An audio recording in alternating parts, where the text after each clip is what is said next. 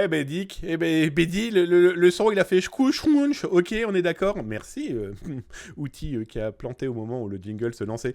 Bref, allez, ce soir on attaque les actualités, j'espère que ça vous plaira. Je vous rappelle, dans le chat, vous tapez @zataz.com dans le chat si vous avez des questions à me poser, comme ça je les vois directement.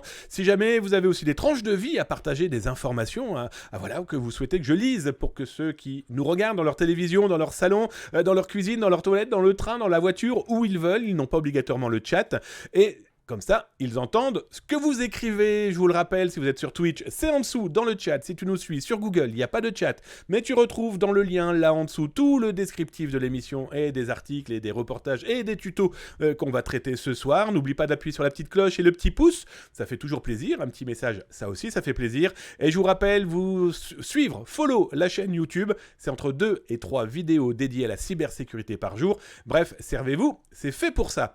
Allez, on attaque les actualités de ce soir. On va commencer par quoi ? Eh bien, Meta, la maison mère de Facebook, de WhatsApp, d'Instagram, eh bien, a sorti un rapport qui est plutôt, allez, on va dire, goulayant, souriant, amusant, en tout cas, qui montre très clairement que la fake news, en tout cas la manipulation de l'information, ne vient pas que de Chine, ne vient pas que de Corée du Nord, ne vient pas que...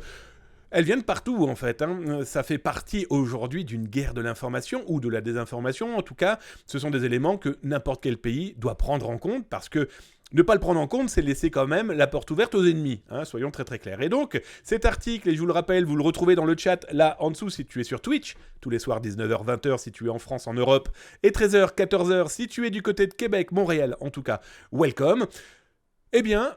Sur YouTube, tu retrouves aussi le descriptif là en dessous. Et donc, l'information, c'est quoi ? Eh bien, Meta a expliqué avoir mis la main sur des faux comptes sur les réseaux sociaux appartenant, en tout cas, ils les ont ciblés très clairement appartenant à l'armée américaine.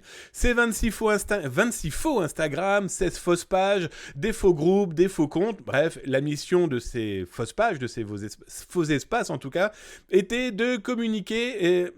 à première vue, des informations pro-américaines, eh bien, en Algérie, en Afghanistan, en Iran, en Irak, au Kazakhstan, etc., etc.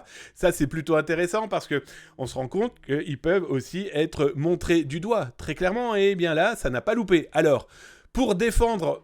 Est-ce qu'ils ont vraiment besoin d'être défendus ? En tout cas, pas par nous, ça paraît évident.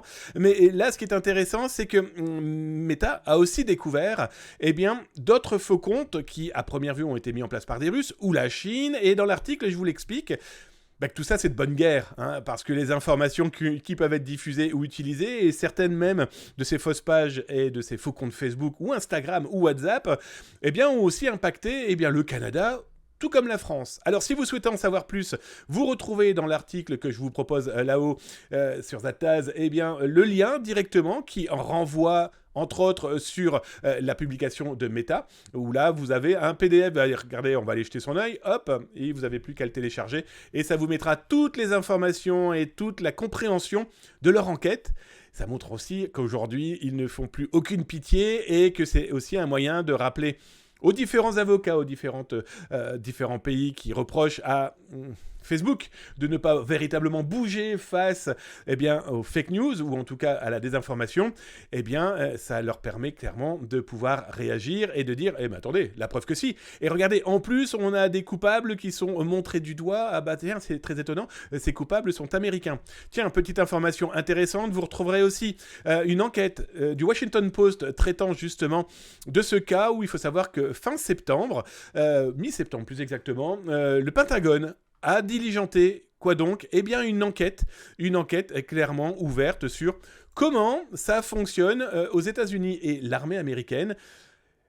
Comment fait-elle pour diffuser, tenter de manipuler en tout cas des populations, ou en tout cas leur faire passer des messages qu'elles n'ont pas obligatoirement, parce que n'oublions pas que pouvoir communiquer auprès de populations qui sont dans une dictature et qu'ils ne peuvent pas agir parce qu'il n'y a pas d'informations véritables, vraies, qui leur interviennent directement dans leur poste de radio, de télévision, ou voire tout simplement dans leur téléphone, ça fait partie aussi d'outils, je pense, clairement indispensables. Mais donc dans cette enquête du Washington Post, il rappelle quand même que certains messages, d'où cette enquête d'ailleurs du Pentagone, certains messages étaient complètement hors cadre. Ça dépassait clairement le autorité et surtout ce qui était possible d'être fait. Donc voilà, la chasse aux fake news à première vue, ça a l'air de tourner un petit peu partout. Alors dans cette étude de Meta, vous verrez que pas mal de faux comptes ont été aussi découverts sur Twitter. L'un des comptes Twitter, c'est quand même plus de 300 000 faux messages. Bon, ça va, il y a des gens qui s'ennuient pas à première vue.